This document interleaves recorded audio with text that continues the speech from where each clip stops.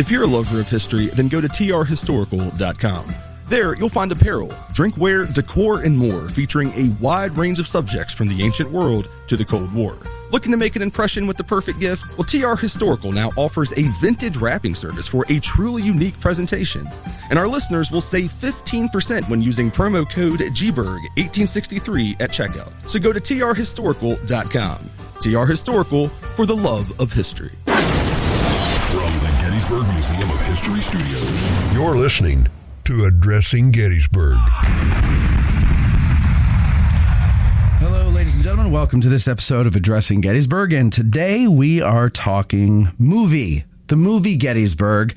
And I have someone on who I bet you've never seen. And you might have never heard his name unless you read the credits.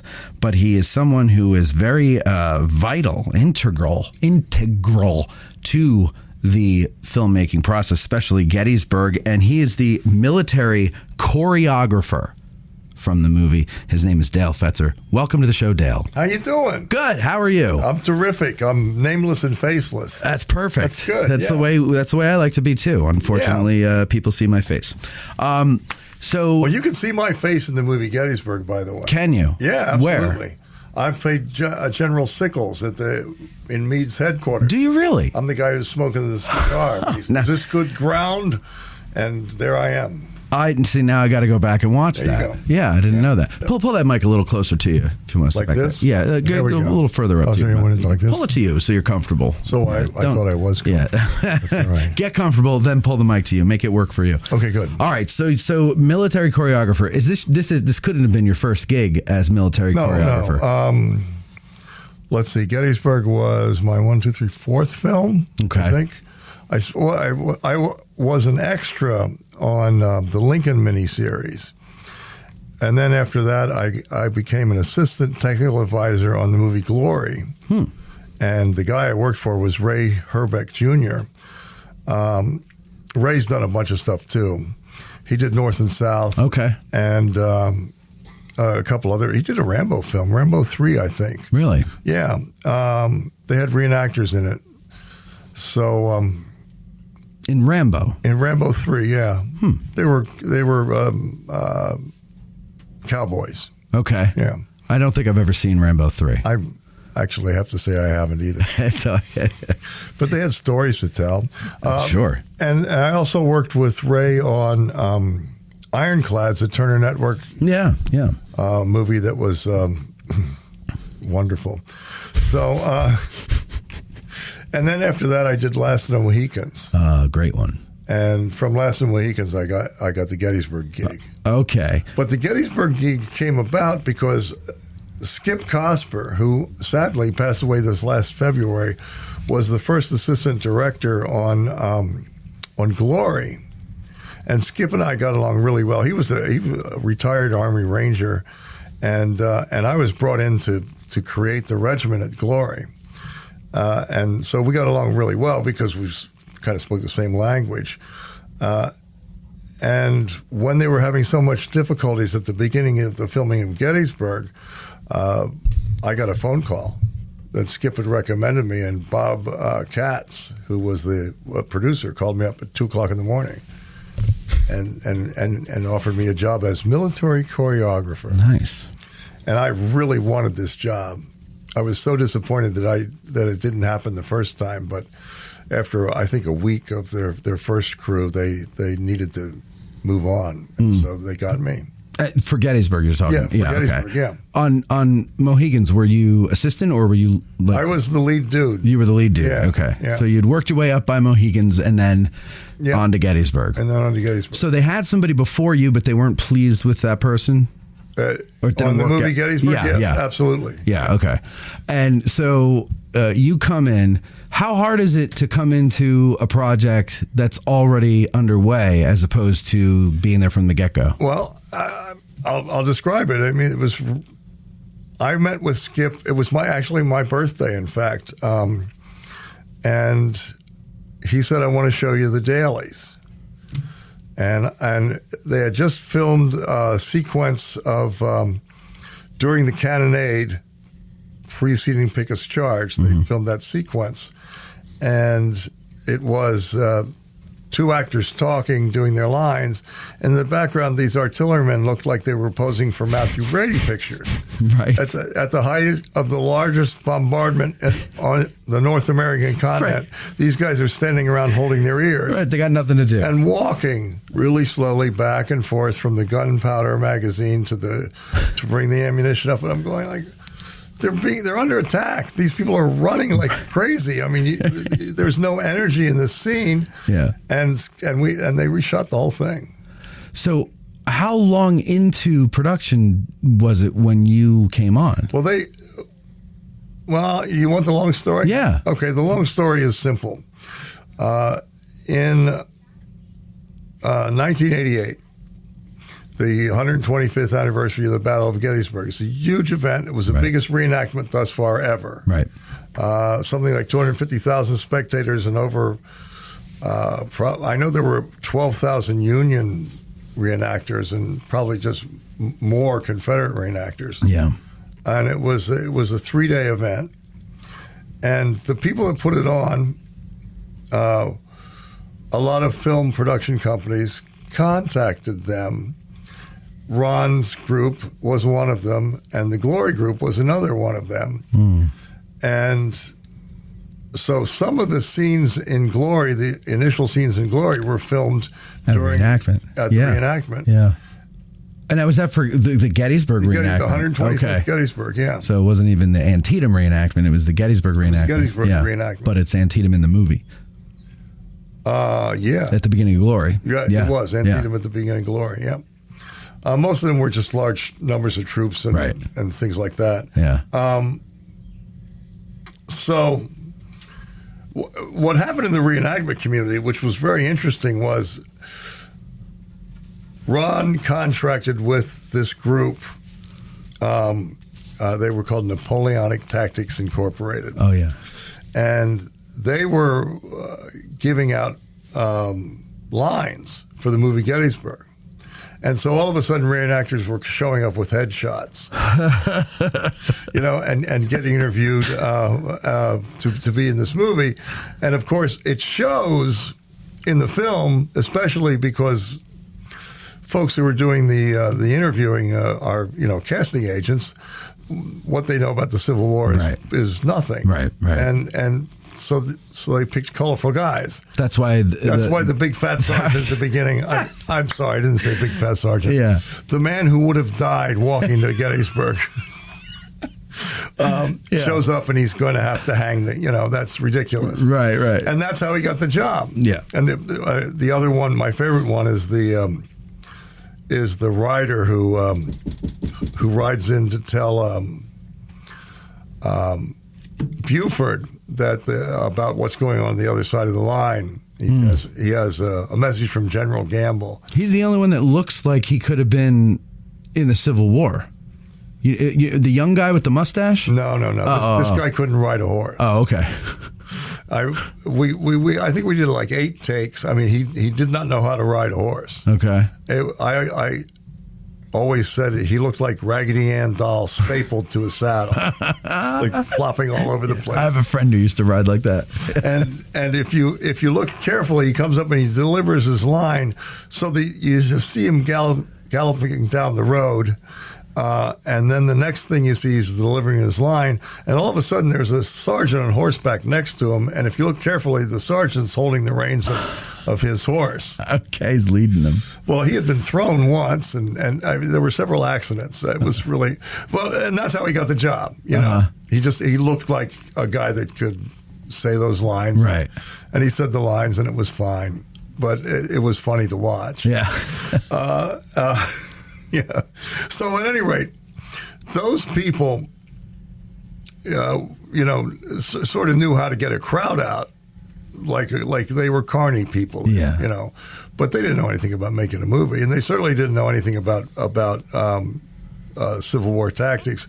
And they'd also made a real bad mistake, and the mistake was they said that they could get thousands of reenactors to be in this movie for free. Oh, you're talking about the Napoleonic Tactics people? Yeah, I'm talking about the Napoleonic Tactics people.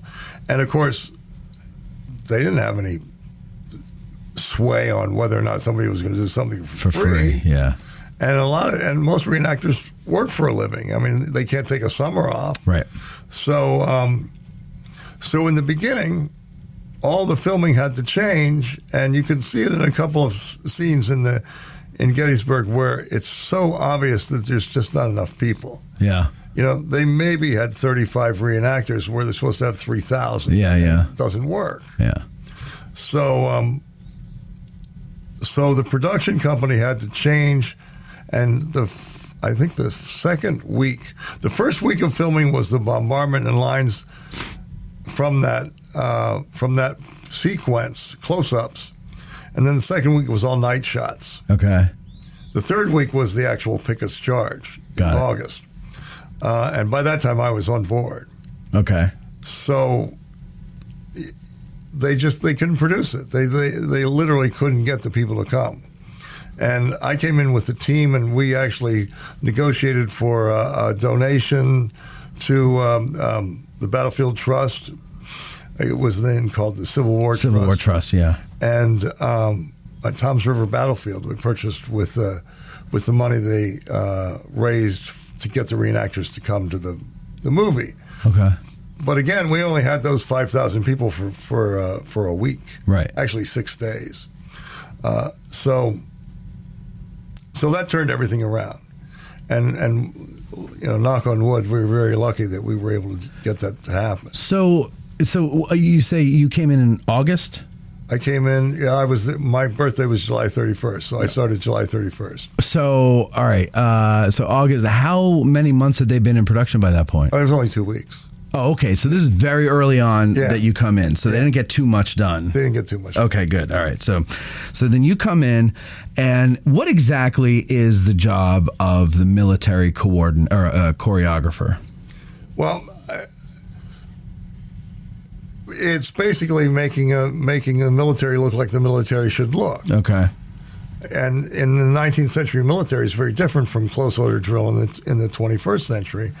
Or in that case, in the 20th century. And so kind of having reenactors is essential because they know the close order drill and things like that. But more important than that is coordinating all these people to get them to do what we know happened, right, to recreate it the best way we can. And people always said, well, how did you do it with so many people? And it's really easy. In the Civil War, they made these books called manuals. If you read them, everybody knows. Yeah. You could figure out how to do it because they figured out how to do it. Right. And it's got to help to have reenactors as your extras because there's so much you don't have to teach them. That's right. Right. Okay. That's right. Although you'd be surprised how many things reenactors don't know. Oh, no, wouldn't be. There's lots of details that get lost or they don't really understand. Yeah. For example, and this is seen in the preparations before Picketts' charge, when they give the order that they're going to go ahead and go forward, and then each unit marches out of the woods and forms lines. Mm-hmm. So most people think those battle flags are basically big targets. Mm-hmm. But in fact, each regiment had, the center company was called the Color Company. They carried a national flag and a regimental flag. And then on each end of each regiment were guidon bearers that carry these little flags. Flank marker. What do they call those? The flank guidons. Just the flank guidon, or it's to mark the flank of the regiment, right? That's exactly right. Yeah.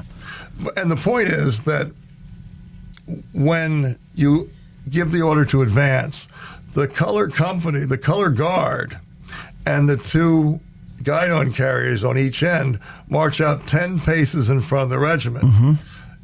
So the men who don't have radios and walkie-talkies or anything else can see where they're supposed to be. Right. Because you see the color, that's your regiment. It has a number on it. And they can line up according to that line. If they don't do it that way, it's just chaos. Right. And that's the way they overcame the noise, and you really can't hear anything. And for example, even the sense of touch, the close order drill when the men are shoulder to shoulder, that touch has a lot to do with what's going on. Mm-hmm. Once again, you might not necessarily hear the officer give the order. You might not even hear the drums or the bugle well, but you certainly can feel if the guy to your left or right is going in a different direction. Okay. And it's different than falling down and being killed. Yeah. And so that keeping that kind of cohesion together kept these guys together so that they could deliver firepower when they needed to deliver it. Got it. So how do you without putting subtitles at the bottom of the movie, this is why they did this, how do you show that? And we were able to show, and if you look carefully,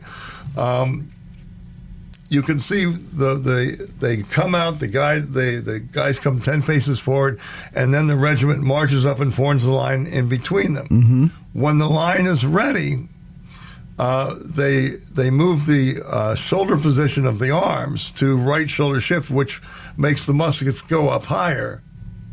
So the regimental commander and the brigade commanders can tell when these guys are ready. All he has to do is look. Okay. And if the weapons are up where they're supposed to be, those guys are ready. If they're not ready yet. Okay. And you don't need a walkie-talkie to do that. You just need eyesight. Just look, yeah. And we showed that in the movie. Yeah, yeah. And we didn't have to explain it. It's right there. And I think it's pretty evident that that's what was going on. Well, and the thing is, I'm just thinking now, like, I never see that at a reenactment. No, you don't. Right? You never see the color guard up ahead. No. And you never see flank guidons. Nope. I didn't even know about the flank guidons until I was going through the visitor center here, and we had one in there. I don't know if it's still there or not, but I remember reading it, and I was like, you never see that at a reenactment. This is the first thing I thought was you never see that at a reenactment. But now that you mention it, I do remember seeing it in the movie. Yeah. Yeah.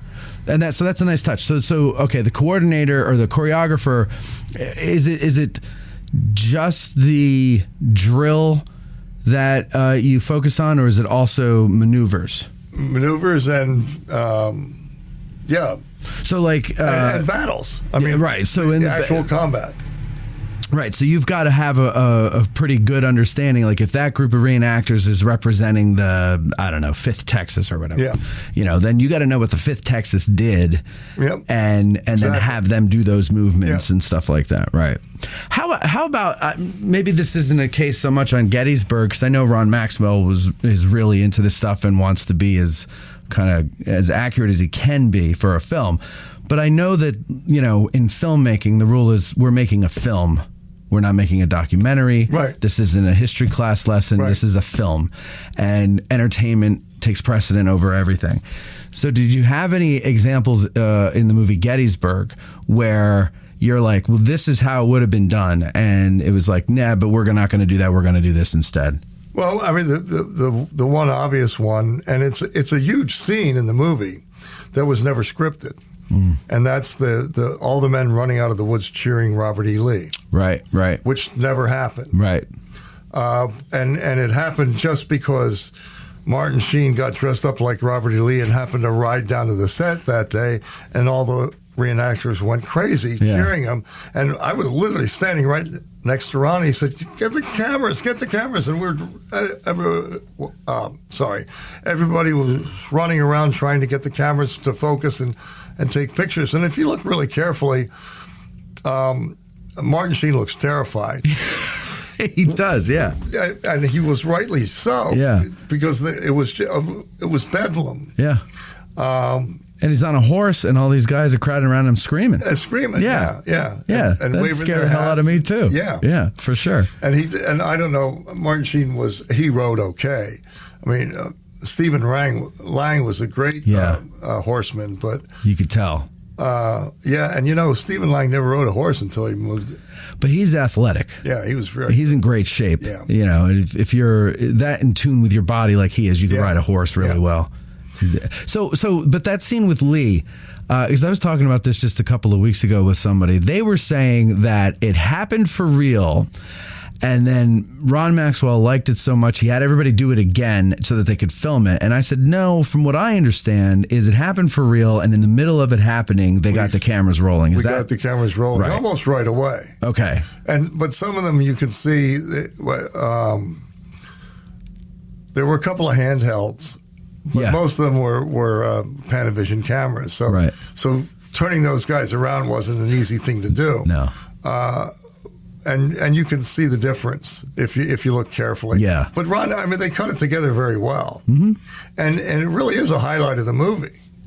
Just showing the reverence these men had for Robert E. Lee. Yeah, no, I always thought that is a good way to show that they love this guy, and that he, as terrified as Martin Sheen looks at it, that Lee himself wouldn't be above being amongst his men, giving him adoration or adulation.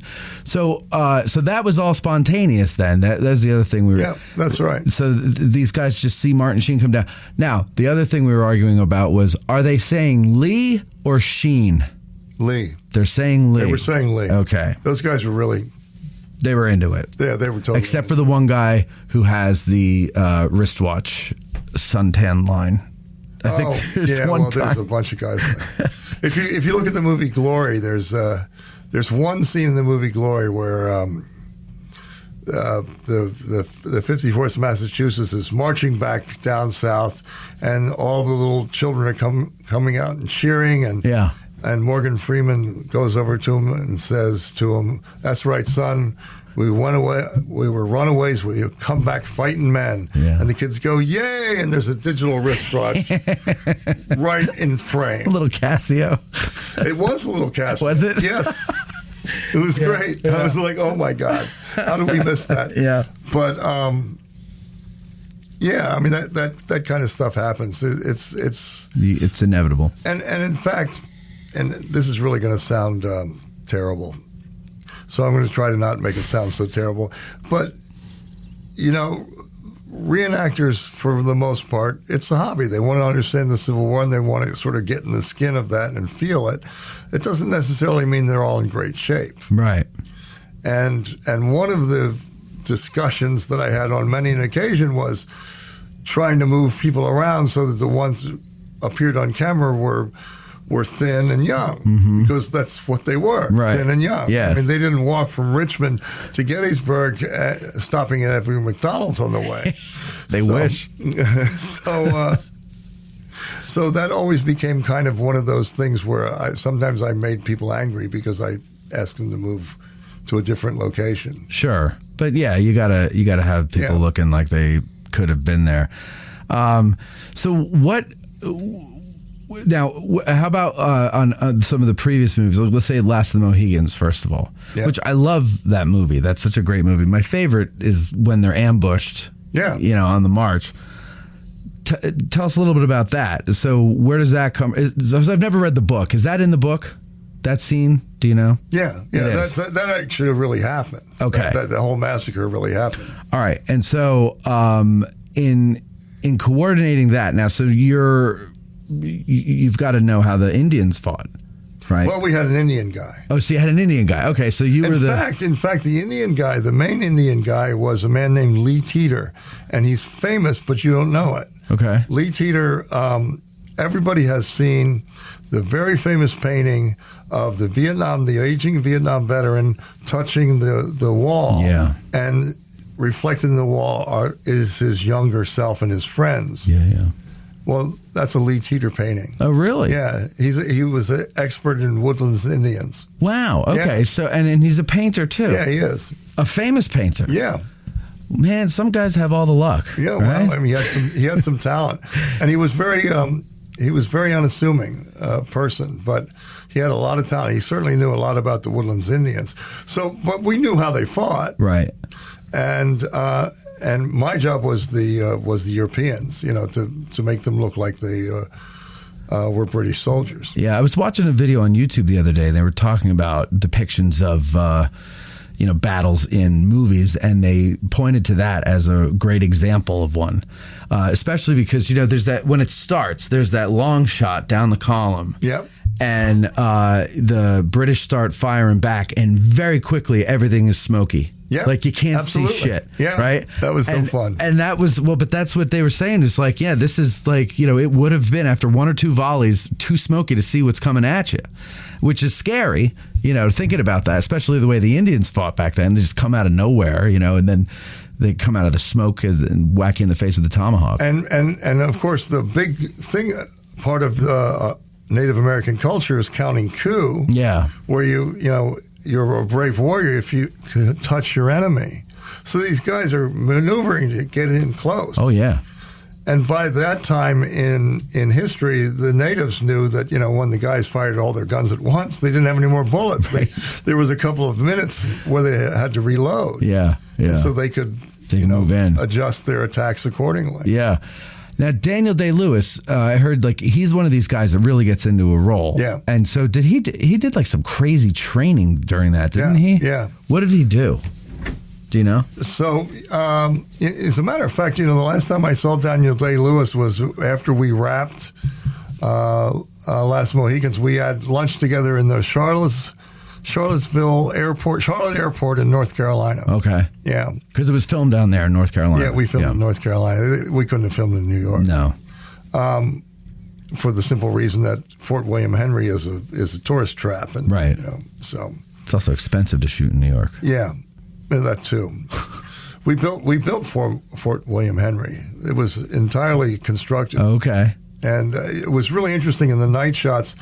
There were so many insects there and we had those big Moscow lights that lit up the whole world. Yeah. And every insect in the world came out, and every bat in the vicinity came out for the smorgasbord of fun. Oh yeah. But you could hear the termites inside the wood. Really? Oh yeah, you could hear them crunching away. Jeez. Very kind of eerie. They didn't take too long to get into that wood, huh? No, they didn't. No. Well, I mean, that was up for like 2 months. Yeah, I just figured termites take a little longer. That's all. I didn't know. No, they get right into it, huh? Yeah, they were into it right away. Huh. So, and that was so that sequence. My job was to make sure the Europeans looked like the European soldiers. I also worked with Dale Dye, who's famous, and Dale was the guy that put together the boot camp that we had. Right. And so we had a boot camp, and I put together the drill, and we did the drill, and so we worked together pretty well. Dale had to leave. I don't even think he was there for the massacre sequence at all. I think he had another commitment. Okay, but he set up that boot camp that I guess last time. What was the first movie that boot camp did? Do you know? Platoon. So from Platoon on through, I think, Private Ryan and Band of Brothers. Yep. What else did they do? I mean, a lot. Dale Dye's done a lot. Yeah. Yeah. And he's an actor too. Yeah. Did he pass away recently? No. Okay, who am I thinking of? Somebody. Skip Cosper? No. I don't know. I don't know who I'm thinking of. Oh, R. Lee Ermey. Yeah, he died a couple of years ago. Oh yeah. So back to Gettysburg though. The battle scenes. How was it that they were okay? So how were they shot? And I know when we were doing these videos with Gary and the Trust, we were outside of town on what we call the movie site. Yeah. And that's where a lot of the nitty gritty of the fighting was shot. Was anything with firearms going off filmed on the battlefield, like Devil's Den, for example? Was actually on the battlefield, right? Part of it. Part of it was. Yeah, the actual site. I'm sorry, Devil's Den. I got mixed up. Yeah, that we fired weapons there. Yeah, okay. I mean, even like as they're coming up the hill and Hood's on the horse and coming out of the way. So that's all actually Devil's Den. Obviously, some of the more obvious shots of the guy flying off the boulder and stuff like those are all done at Devil's Den. But we had very little. There was very little firing. The only thing that I can recall on a big nature, of course, was Picketts' charge where the explosions were going off in the field. Right.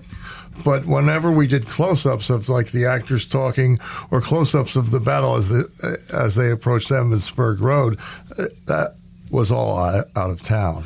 So was any of it on the national park, Picketts' charge? Yeah, the beginning of it. When they come out of the woods? When they come out of the woods, that's not Okay. That's not the actual field. Okay. When we have the big formations and the camera flies across the lines, that's all national park ground. Was the cannonade on national park ground? No. So that was out at the farm. Yep. Okay. Good to know. So basically what we're seeing that is the field of Picketts Charge that's the actual field of Picketts Charge is when the Confederates are marching in a long shot, like those aerial shots. That after they pass through the artillery. Yeah. And Armistead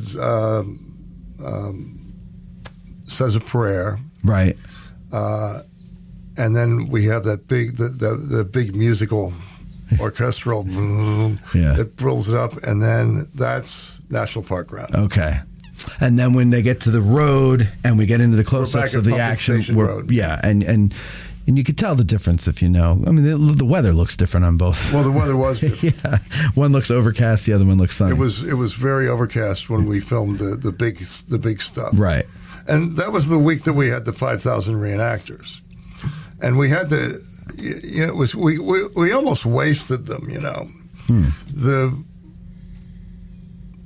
I don't know if it was Ron. I don't know the backstory of all this stuff, but the point was that for some reason, some people in production thought they were going to have these guys forever, and so there was a lot of filming of. Lee and Longstreet talking and stuff like that with 5,000 guys in the background doing Army stuff. But mostly it's about the talking heads. And we got up to Friday, and then somebody had informed, I guess Ron, that they were all going to leave on Sunday. And we hadn't filmed the climax of Picketts Charge yet. That was very difficult. Well, who did the scheduling? I don't know. That wasn't my job. But I do know that we had an emergency meeting that Friday night. And the Skip Cosper, once again, for folks who don't know this, the person that really runs the set is this first assistant director. Right. And Skip Cosper was his name, and he was brilliant. His work is, just look him up on IMDb. But Skip came to me and he said, "Look, we don't have the climax." And he said, "I can do this arena style. We can set up cameras all over the place. Can you give me the climax of Picketts Charge tomorrow?" No pressure. No pressure. And I said, "How many cameras?" I think they did 10. We had 10 cameras rolling. Yeah. Okay. And we knew where they were. And I said, "Yeah, we can do this." I mean, luckily, Mohicans was a really terrific training ground because I was working with a lot of people in Mohicans, way more people than we ever worked with in Glory. And Ironclads was like two chickens and a mule. Right. So, So we had that under our belt, and the team that I had hired had worked with me on these other films as well. And we went to do this, and I said, "Well, you know what? The one thing I wanted to not have happen was I didn't want to see any rubber muskets, bayonets, or swords. Yeah, they always show up in these movies, and they're wiggly and they look ridiculous. So." We handpicked 200 guys, and that night we choreographed them a little bit to work the interior shots once they break through the lines. And we only had one guy got his ear cut, so that turned out pretty well. But yeah, we filmed it just like an arena, as if a football game was being played. In other words, all the cameras are around the action. Is that what you're saying? Yeah. Okay. And so they could cut. Yeah. And they had all those cuts, so they didn't have to do. So you're not doing it over and over and over again. Yeah. I think we did 4 or 5 takes. Okay. I mean, we did it all day Saturday. And then and that was just the fighting from, like, say, the Emmitsburg Road to the wall. It wasn't the whole sequence. The sequence was basically, that big sequence was, breaking through, getting into the wall, and breaking through the wall. So Armistead's forces were actually in echelon behind. They were the support brigade, and they were behind the two brigades, or rather, two divisions. No, they're two brigades. Two brigades of Picketts division, and they had to literally burst through their own men to get to the main line, Union line, and we kind of rehearsed that too as well. And you can see the great shot with the hat on the end of the sword, and that's all you see, and the fighting is going on right in front of them. Yeah, and that was the breakthrough. And from there on, that's Saturday. And then, how many reenactors, Union and Confederate, did you have in that sequence? It wasn't all 5,000, was it? That was pretty close. Probably about 3. Oh, really? Yeah. Okay. It was a lot of people. Yeah. So that's what. So how do you coordinate that? I mean, you had walkie-talkies back then, so it's not like we didn't have that technology. But how do you coordinate that many people on such a huge stage like that? Well, just like in the real army, reenactors have a chain of command. So okay. Generals and colonels. And so you work through their chain of command. Okay. Absolutely. In fact, the leader on both sides, they had walkie-talkies in their haversacks. Yeah. So we could reach them if we needed to.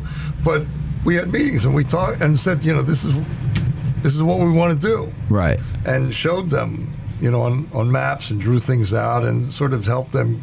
And then they went back to their guys and said, "This is what we're going to do." But after the breakthrough at the wall, when the Massachusetts regiment comes up and plugs that gap, well, we had guys standing by to march in at right shoulder shift or to run in at right shoulder shift. And Brian Pohanka was General Webb leading them in. Yeah. And they come in and they just crash right into those guys. It was that was pretty significant. So what do you do for safety? Because, so you're not using rubber bayonets, right? That's why we chose 200 guys to do it. So you choose these 200 guys, and these are going to be your, hardcore action guys who are getting in there. And what do you do? Choreograph with them the day before, where they're going to practice? A lot of stunt guys would do that sort of stuff. I mean, I didn't. You didn't do that. Do it, no. So you would have the stunt guys say, "Here's how you fake a stab" or something like that. And remember that these guys, we'd already done a lot of other kinds of close-up shots where that sort of thing was. The stunt guys were already showing them how to do it. Okay. So we had guys we knew we could trust. Yeah. And then, but you've got the explosions going on, and so they know where the explosions are going to be. Only the ground bursts or something like that. And what's that? Just air and dust? What do they put in there? It's actually cork. Roundup cork and dust that would make like powder. Yeah, like dirt. And that's it. Really. Okay. There's nothing in there except a little explosion that goes off. Yeah. But when those guys are catapulted into the air, that's a machine. It's a catapult. Yeah. They actually are catapulted. Yeah. That's pretty cool. Now, when you have to throw those stunts in for the visual effect and everything like that, does that interfere with the flow of everything, or do they do that separately? That's done separately. Separately, okay. Yeah. Now, after Gettysburg, what else? What did you do after Gettysburg? Did you continue on as a military choreographer? Yeah, I did. There was a Turner film called Avenging Angels. Okay. And it was about the Mormon War. Oh, yeah. We didn't really fight.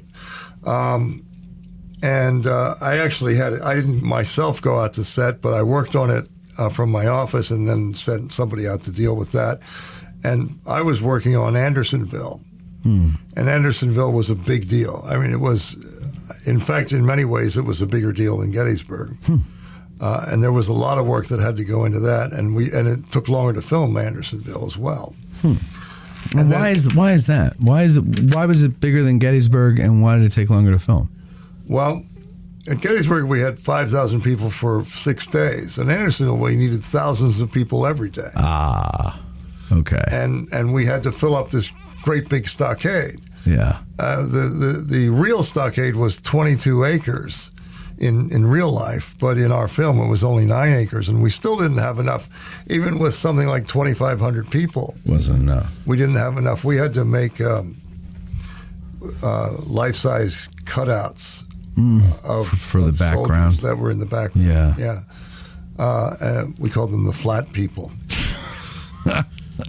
Well, that's an old trick. I think Hitchcock in The Birds. Yeah. When you see all the birds on the telephone wire or whatever it is, 3 of them are real. The rest of them are dummies. But because those 3 move, your brain thinks they're all moving. As long as somebody walks in front of the non-moving people, it doesn't. Yeah. And they're so far away, you really can't tell. Right. But, for example, if you've seen the miniseries Andersonville, there's a scene where these guys are first encounter the stockade. They're coming into the place. Fresh fish. And they have a big panorama shot that goes from right to left, showing the entire stockade full of prisoners.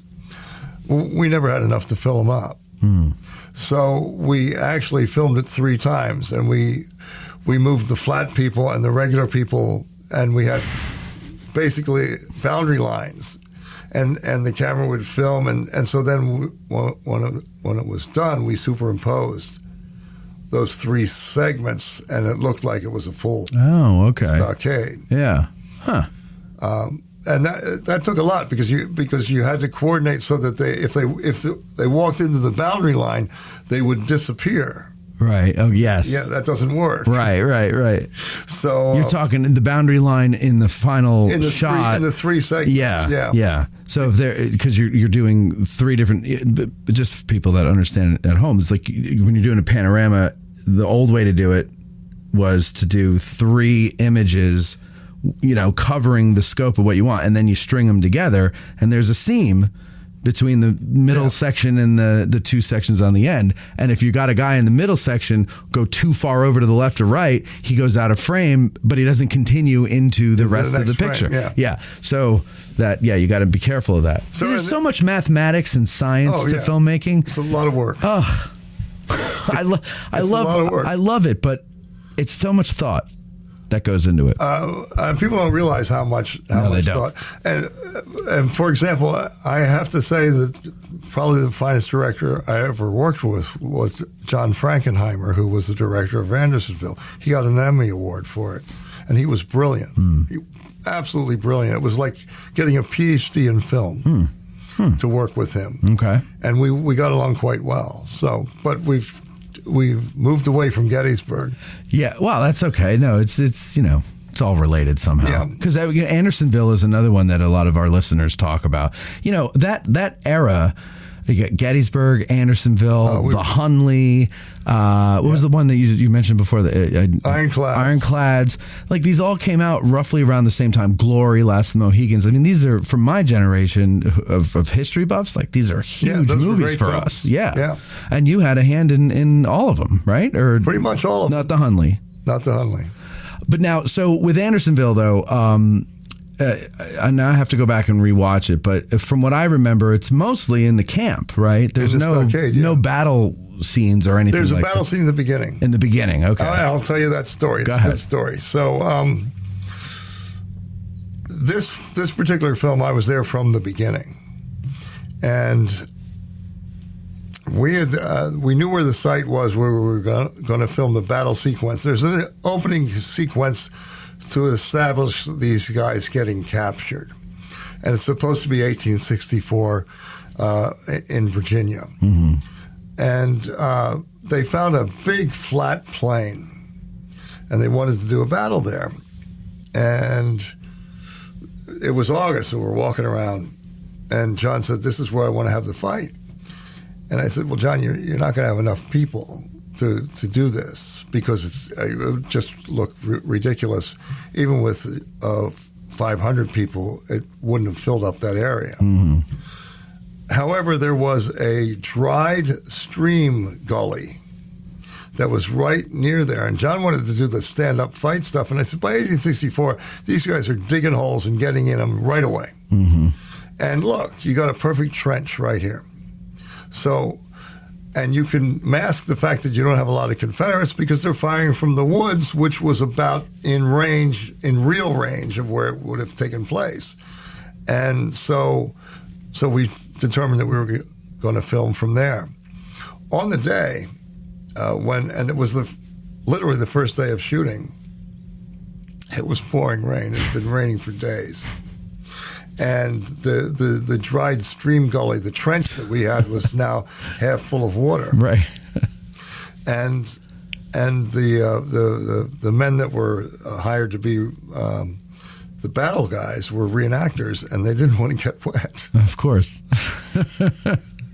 and they were, you got to get your men in there, and nobody would go in there. And I just went, dude, it's water. And so I walked down into it, and it was waist high on me, and I'm 6 feet 4 inches tall. Right.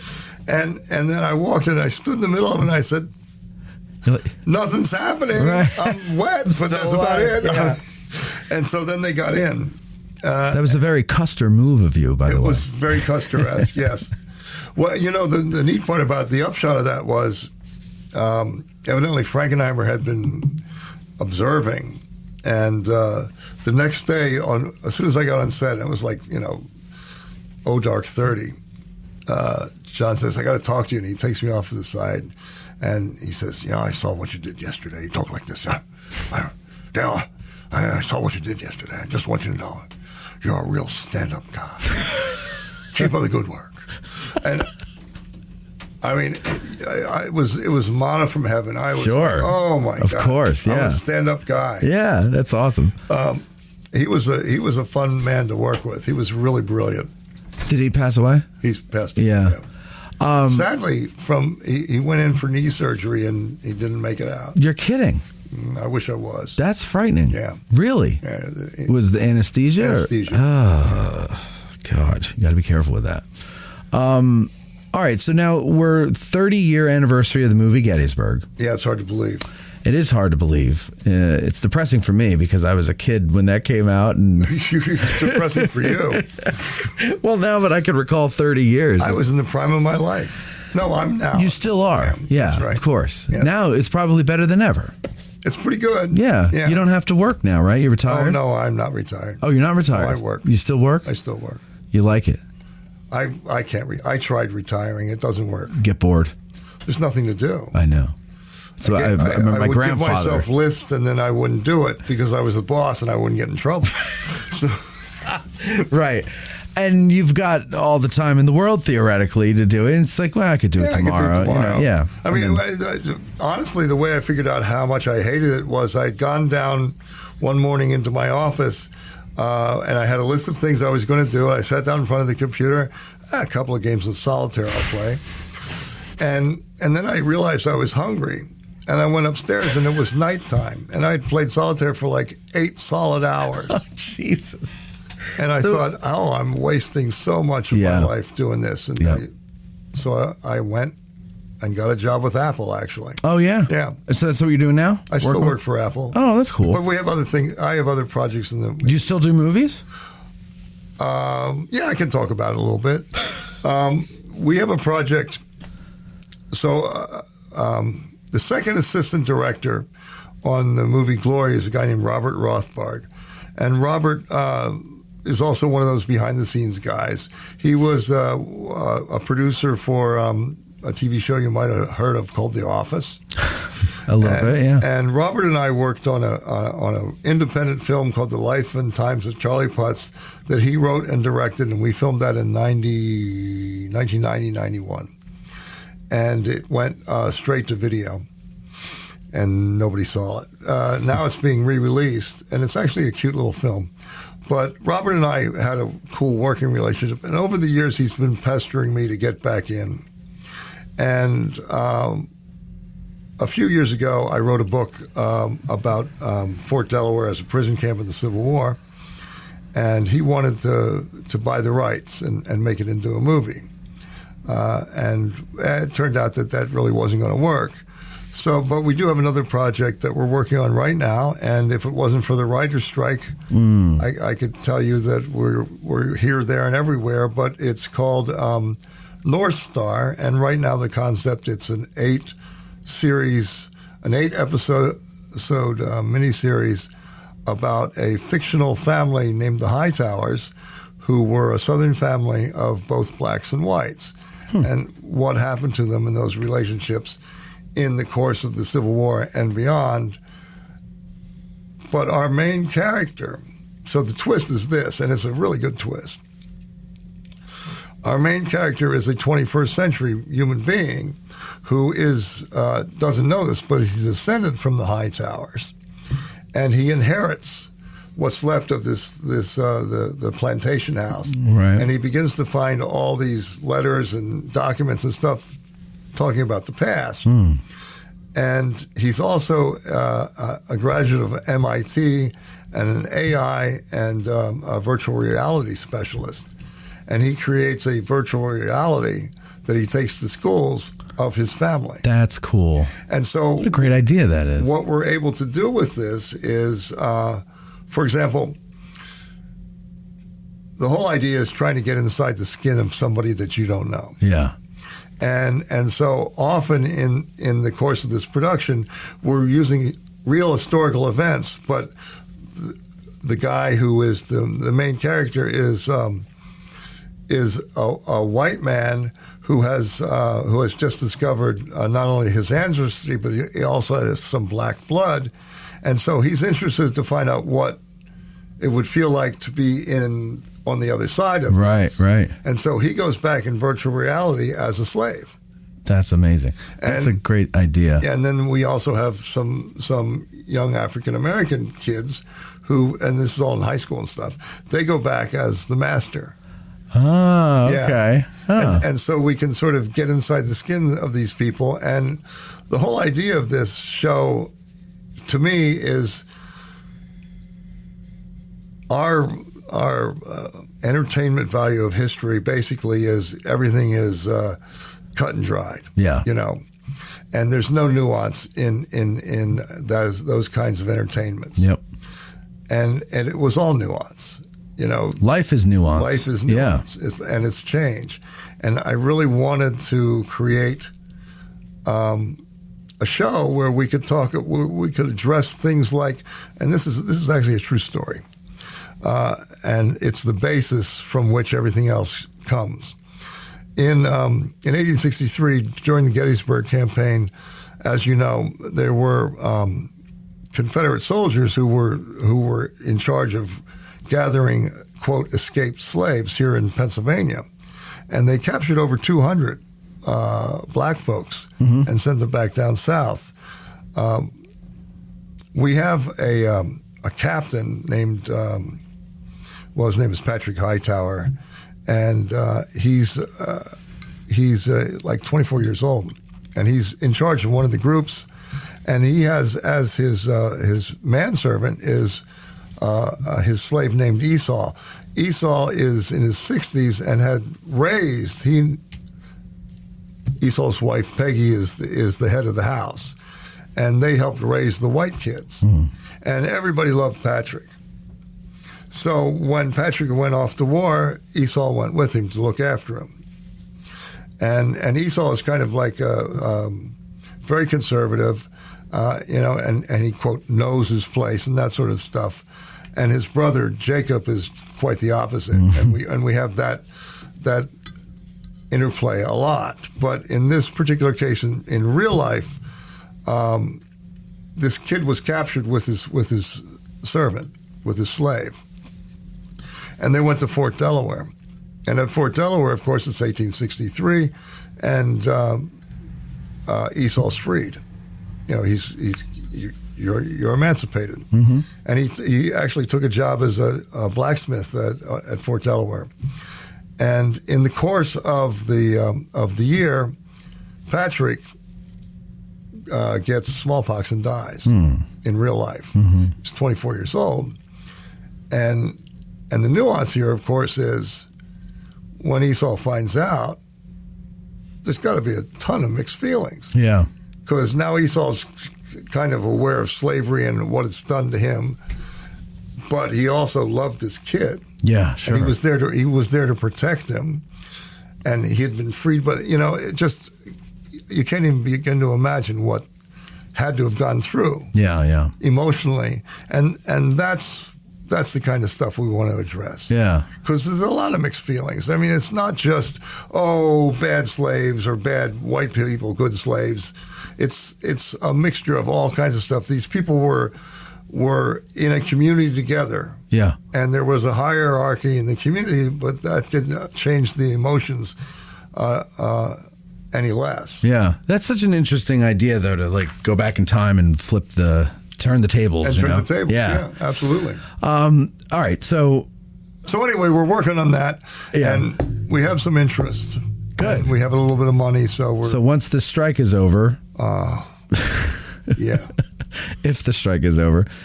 Well, good luck with that. That sounds like a lot of fun. And so you don't know where it's going to... Has it started production yet, or are we still... We have a pilot script written, and we're working on the next episodes.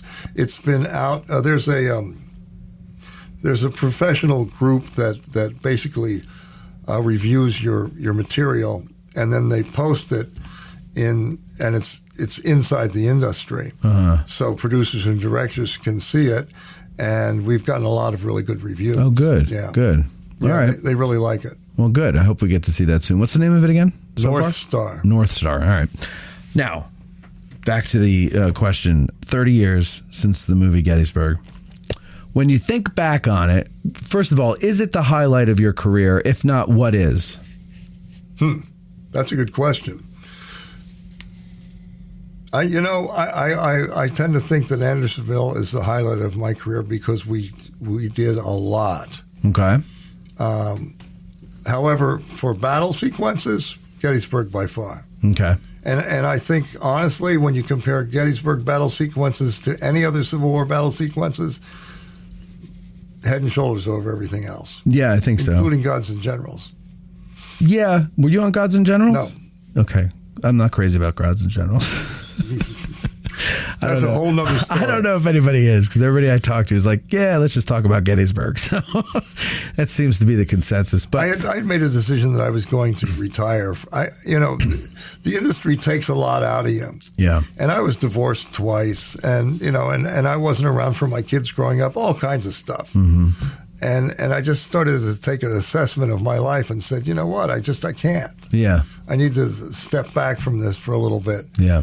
And so I kind of put in a bid for Gods and Generals that was preposterous. And I figured if they would give it to me, I could retire forever, but they didn't. So, yeah. Yeah. And it's the perpetuation of the myth of the lost cause myth. That's why I can't stand it. Yeah. And Jackson praying every 5 minutes. It's like, all right, we get it. He was pious. Like one scene would have gotten that idea into my head, but you're banging it into my head over and over again. No, but okay. So, but you know what? To be honest, though, there are some things in Gods and Generals that I like. I just can't figure out what it is yet, but I do find myself going back and watching it every once in a while. I just watched it for other reasons not too long ago, and I just had to fast forward. Yeah, well, all of the long soliloquies and conversations that go on, I have to. My favorite one is when Jackson is talking to his, quote, servant. Yes. And they're out back, and he's saying, I'm against slavery. And his slave doesn't go, well, then why don't you free me? Which first thing I would have said. Yeah, exactly. Here's the paper, sign exactly them. Right. Good. Yeah. I'll work for you.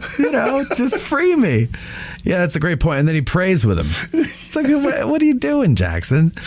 Yeah, I know. That scene always bothered me, too. No wonder his men shine. No, I didn't say that. Cut that out. Okay, so Gettysburg is not the highlight. Andersonville is the highlight, but as far as battle scenes and everything goes, Gettysburg is definitely by far. I mean, absolutely, it's got great battle scenes in it.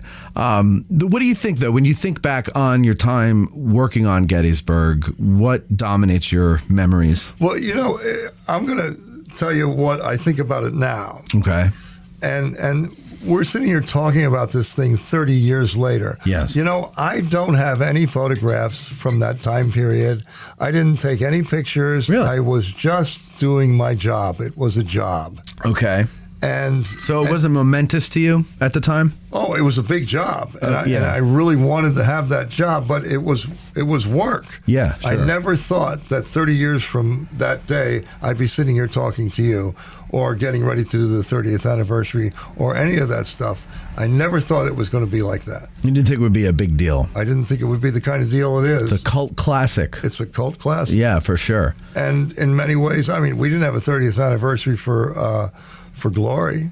No. And that's also, I mean, and that's not just a cult. I mean, that was a huge film across all different groups. So it's not just absolutely. Civil War nerds, you know? And it's an Academy Award-winning film. It was a great movie. Marvelous soundtrack. Yeah. Yeah, it's fantastic. It's my other favorite Civil War movie. Yeah, that's it. Yeah. One day when I win the $500 million jackpot in the big game or the Powerball or whatever it is, I'm going to make my own Civil War movie. That's going to blow all these movies. Have you seen All Quiet on the Western Front, the remake? The remake, yeah. Yeah. What'd you think of that? The battle scenes? I thought they were pretty good. Yeah, it was great, right? Yeah. Horrifying. Yeah, it was a horrible scene. Really exactly. Awful. I want to do that for the Civil War because it's the one thing, and this isn't something that you were responsible for, but this is just the movie. But the one thing, Gettysburg, Gods and Generals, even Glory, which is grittier than those other two, but still, they just don't get the horror of it. No, they don't. The blood in the guts. It's glory. It's glorified. Right. And it's glorified, and it's not. Yeah. I mean, people just got blown to smithereens. It's awful. And there's no reason to glorify any of that stuff. It's a horrible situation. Yeah, and I think you asked a question earlier about when Hollywood versus history, and I'm going to tell you a little bit about the glory sequence when Shaw dies. So, if you know your history, and by the way, the 54th Massachusetts I had studied for a long, long time before I ever worked on this movie, having no idea that there was ever going to be a movie, but I liked the story of the regiment. Interesting, okay. And Shaw was the first man on the ramparts at Fort Wagner. He was literally the first guy there, and they shot him down right away. Sure. So they hired a battle choreographer from stage, I've forgotten his name, who came in and said, nobody would believe that Shaw got to the ramparts first. That's to John Wayne. So we'll kill him halfway up the hill. Okay. And that's why they kill him halfway up the hill. Because there's a pause there, isn't there? They pause when they get into the moat. Yeah. And then he, rallies the guys and says, come on. And then he gets up there ahead of them and then gets shot down. Yeah, but he never gets to the top. But he never gets to the top. But you see, the other thing they changed there is if this man should fall, who will pick up the colors? Shaw said that. Shaw said that in real life. Shaw said, I will in real life. And General Strong said, if this man should fall. But I think in the movie, they have Shaw pointing to the color guard or the color bearer and saying, if this man should fall. And then Thomas says I will. Even though he's been wounded in the shoulder. Right. Which is, I mean, I get from the Hollywood perspective why Absolutely. they did that, and I think it is moving. But I think the real story is pretty moving too. I mean, you consider what Shaw and all the white officers of black regiments were sacrificing and risking by going into battle leading black regiments. For him to say, "I'll pick up the flag," a colonel. Even if it was a white colonel of a white regiment, for the colonel to say, "I'll pick it up," that's a big deal. Yeah. But either way, it works. It works, and so that's the thing that I often had arguments, especially with reenactors, about. Well, why didn't you just film it like it was? And I like to do this analogy. I knew this guy that back when you could get a camcorder strapped to your waist, and they had these little cameras that hooked to the camcorder, and he built a rig where he put it on a helmet, and then he literally walked around, and he had a corporation called My Life Incorporated, and he was filming his life. Oh, I think I've heard of this guy. I hope not. No? But at any rate, I mean, stop and think about it. There's a time when you got to sit down and watch you your real life being filmed. And so eventually it's just nothing but you watching you on the, endlessly. So, and nobody in the right mind would watch this. Right. Because, washing dishes only goes so far. Right. How do you take a shower with that on your head? And I don't know. I never saw the movie. So when folks say, well, why didn't we do it like that? Well, you got to shorten it up. I mean, you have 2 hours on a big rectangle on a screen to tell a story, and sometimes to get the drama, you have to compress things, and you have to make things overlap, right? To make them be more dramatic and more compelling to watch. The problem is that history buffs do not necessarily make good storytellers. No. And they don't understand good storytelling. And a lot of historians don't. The best ones do. And that's why they connect, and that's why they're so popular, because people are like, yeah, this guy knows how to make this story palatable for me. They know how to write the English language and make it interesting. Exactly. Yeah. But most consumers of history are not particularly good with stories. They want the facts, they want the numbers, they want all this stuff, and then then they get so upset when a Hollywood movie compresses things or makes composite characters. Or if we had a recording of every day in the Civil War, every single hour of the Civil War, everywhere, if we had a wire recording of history, nobody would ever listen to it. No, it'd be boring as hell. You'd be going like, they're cooking again? Give me a break. And then when you get to the big battles you want to hear, it's just a cacophony of noise. You can't make anything out. So it'd be very boring to listen to. Extraordinarily boring. Dude, when you I meant to ask this before when we were talking about Pickett's Charge, and you've got the different groups, and you're coordinating through their officers, which makes sense. I don't know why I didn't figure that out. But because now I'm not a reenactor, but I have friends who are, and I hear all the horror stories, all the complaints about other reenactors and things. And I remember I was an extra on John Adams, HBO's John Adams. Yeah. That was a good show. Oh man, it really was, and not just because I was in it. Everybody else did a good job. Well, I know, and that's the funniest part is that you could barely see me, but everybody knew it. Yeah. I have your picture on my wall. That little dot is in the background of that scene. Man, that made it. So. We were there. So the scene we were doing was supposed to be Washington's army at Cambridge in 1775 in the winter. Yeah. Okay. We were in Williamsburg in late April. It was 75 degrees, and we're all bundled up with fake snow everywhere. And they keep reminding us to shiver, like we're trying to warm up. And we're like, we're already warmed up, like we're dripping with sweat. But this is why they call it acting, right? Yeah. A lot of the extras were reenactors who brought their own stuff. And this one guy and his 5 friends or whatever, and they all came, and he was clearly the leader and all this. He had on this yellow jacket, but it was like satin, very shiny, with all the embroidery in it and everything like that. And his buddies were in, whatever, earth tones or whatever. Well, the color palette that the DP was going for was earth tones. Yeah, not big giant yellow. Not big yellow stupid things.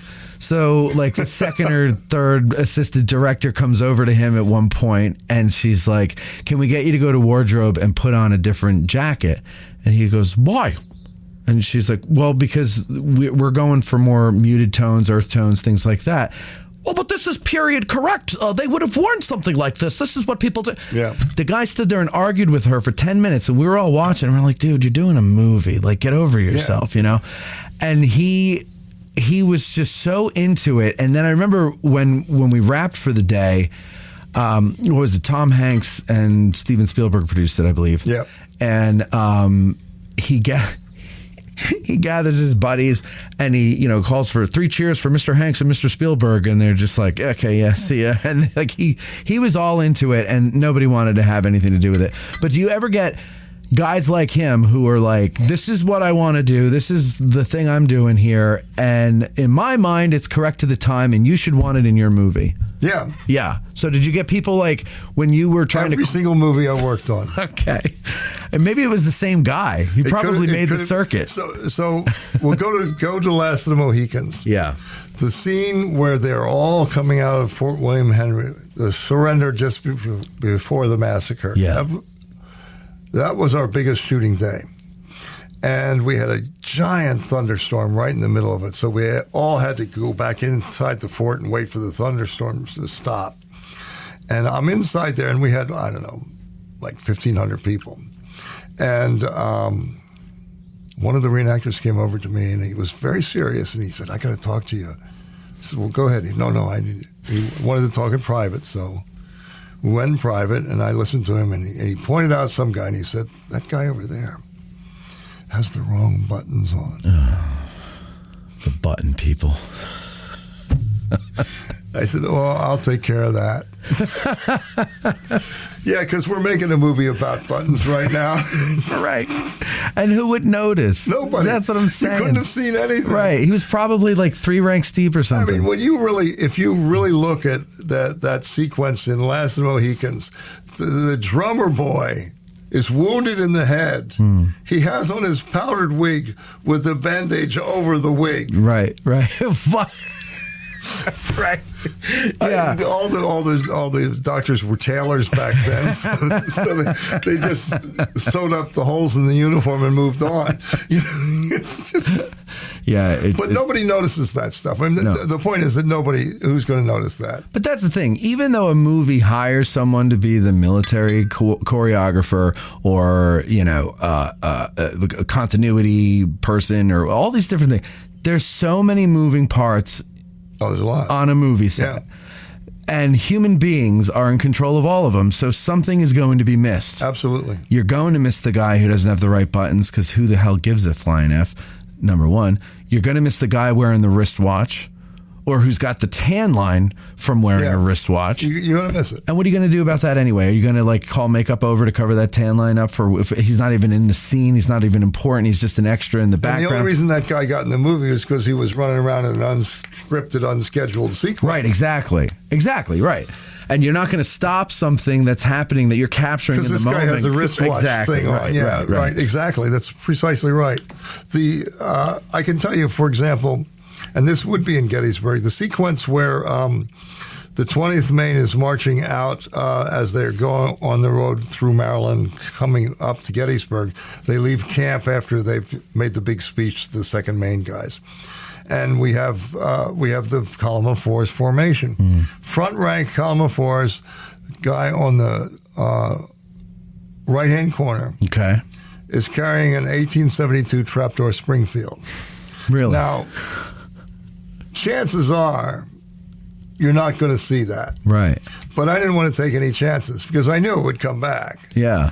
And I went to him and said, do you have another musket? And he said, this is a Civil War musket. I said, well, no, it's not. He said, yes, it is. Look, and it was a conversion. Okay. So it had 1863 on the lock plate. I see. And I said, but the conversion was made in 1871. The Civil War was over. Nobody carried this weapon because it didn't exist. Right. Well, it's a Civil War musket. I don't understand why. That's the problem, sir. You don't understand. Yeah. Yeah. And so I just made him go in the back. I mean, that was the end of that. So you just what are you going to do? Yeah. So we can't see him now. No, you can't. No. Not at all. So you just put somebody in his place. Because and ultimately you would have seen it. As I look at the film now, right? You definitely would have seen it, and somebody would have said something. Oh yeah, you better believe somebody would have said something. The movie Glory. There was a thing in the Philadelphia Inquirer that somebody had written in about the flaws in the movie Glory, and one of them was the 2-tone train whistles did not exist in 1863. Oh. Beep beep. Yeah. With different tones. Yep. What trains do you see in the movie? I was going to ask, where is there a train? There isn't any train. Yeah, where's he talking about? So what really happened was we were filming in Savannah, Georgia, and the Georgia DOT were working on the bridge going across the Savannah River, and they were driving piles, and you could hear the pile driver in the background, and so they wanted to mask those sounds. So they put a train. And we actually put a pretend pile driver in the scene. In the one scene, you can actually see this weird contraption. To kind of make that sound make sense. And they also put a train whistle in there.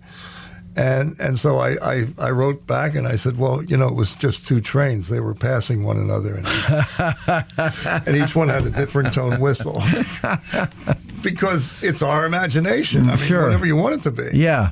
So that's interesting because I've noticed that contraption that you're talking about, and I'm almost like, that's such a weird thing in the middle of so that was just to cover up the sound. In case you heard the sound of the pile driver. That's brilliant. See, that's what's so great about movie making. You got to be clever.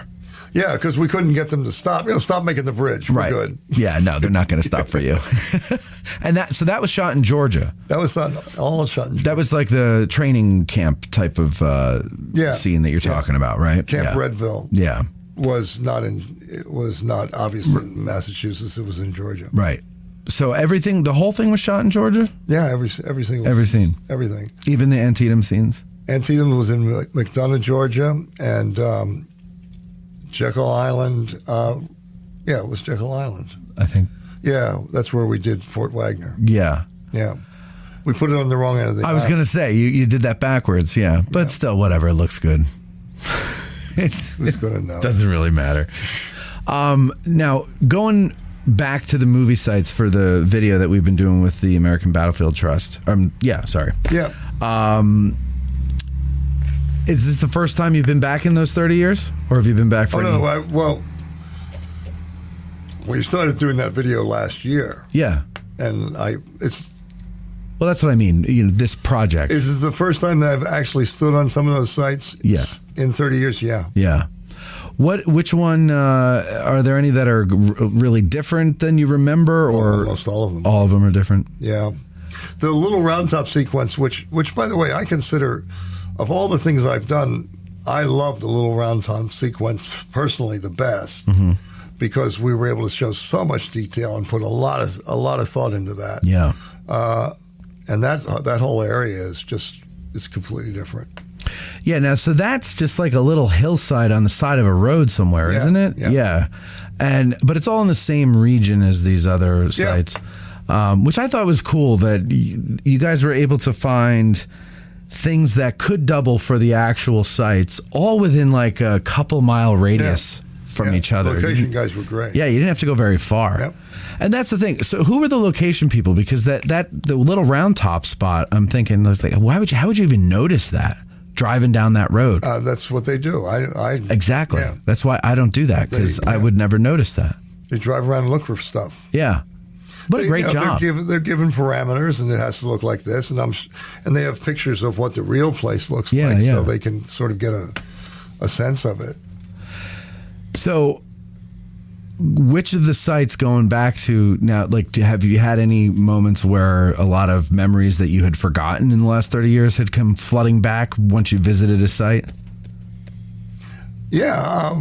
In fact, you were there when we did the Reynolds death scene. Yes. That farm. All that land was not a farm then. It was just a hillside. Yeah. And that was... as we started talking about it, I began to realize, the sequence that we shot it in, and when he fell off the horse, and picking him up and holding his head, and Ron coming up to me and showing me the Death of Wolf painting and say, I want that. Mm-hmm. So we gave him the Death of Wolf, right?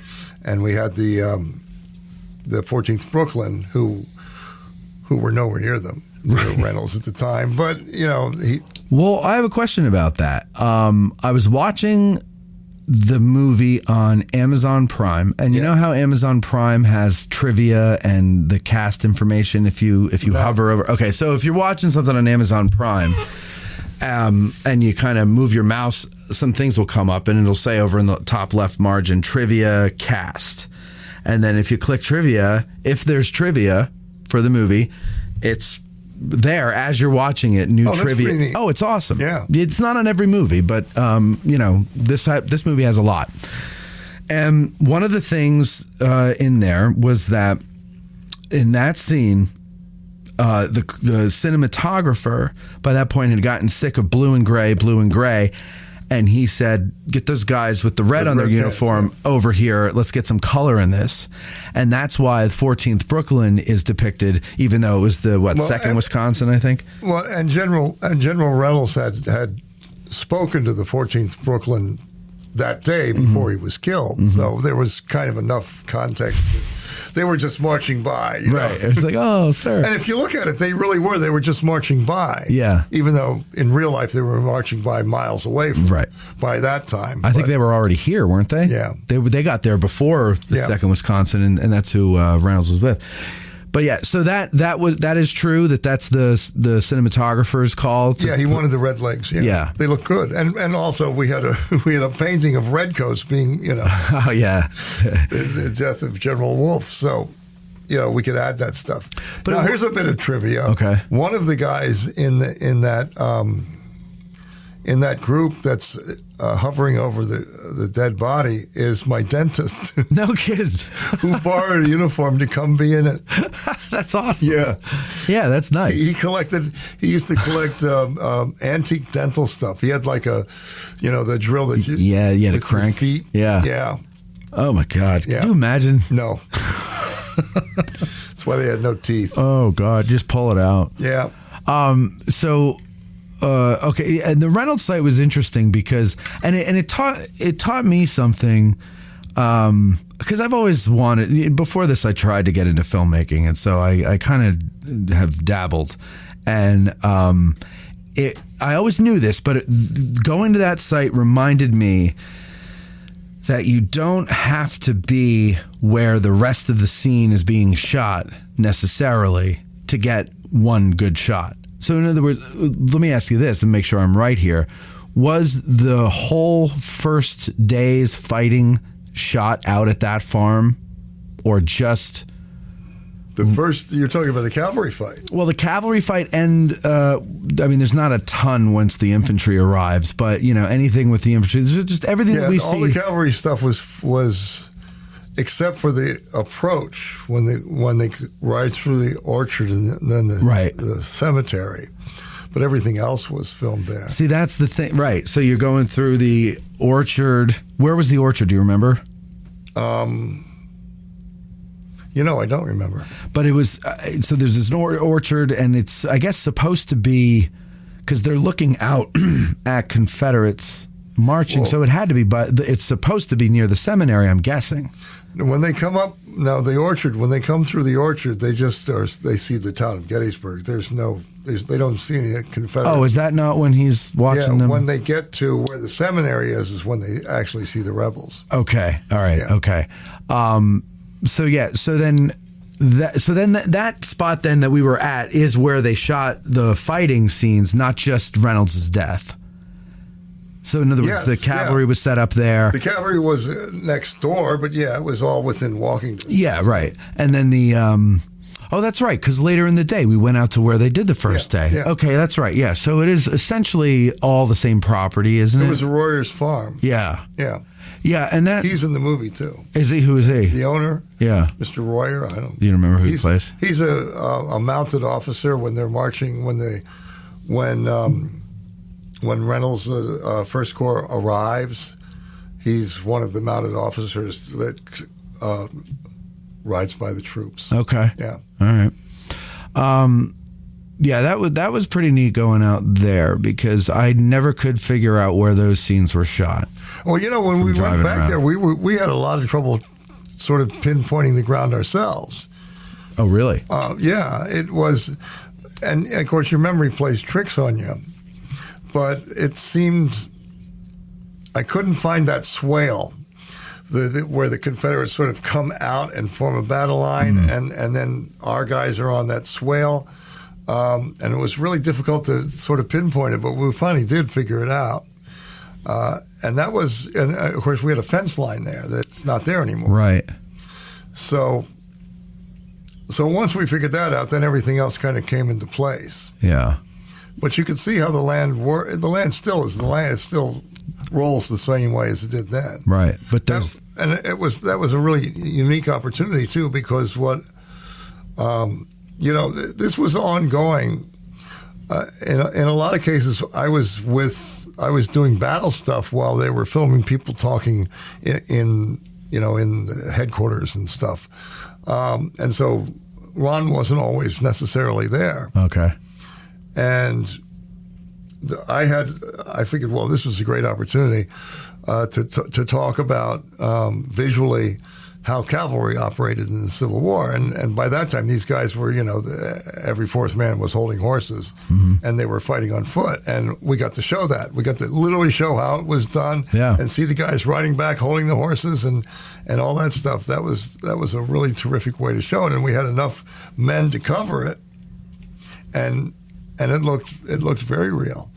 I think that's the thing that nerds like about that movie is that there's those tiny little clues that you guys knew what you were doing, like the horse holders or something. I think people like that. Yeah, and also the other thing that I think came out, and I'm not so sure I can recall it being intentional, but we got the ranges right. Mm-hmm. I think folks, and I myself am guilty of this over time. When you read about it in a book, you really don't. I don't know what 500 feet looks like in real life. I'm not that kind of guy. Right, me neither. And so when you get there and see how far away you could hit somebody, I mean, these people are little tiny splotches that you could shoot with your musket. Yeah. And we were able to show that real big distance in that kind of a film, so you could see the sweep of it and how we could deliver carnage to one another and not ever see their faces.